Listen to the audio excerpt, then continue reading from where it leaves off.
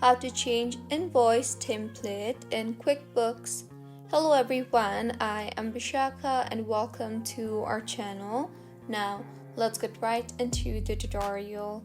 Firstly, go ahead and open your QuickBooks profile and tap on the gear icon you see there.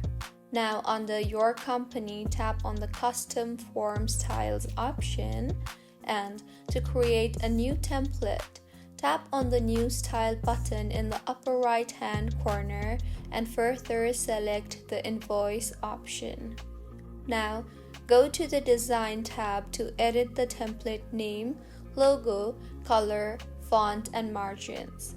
Further, go to the Content tab to customize the header, body, and footer of the invoice template, and finally, tap on the Done button when finished. So, this is how you can change invoice template in QuickBooks.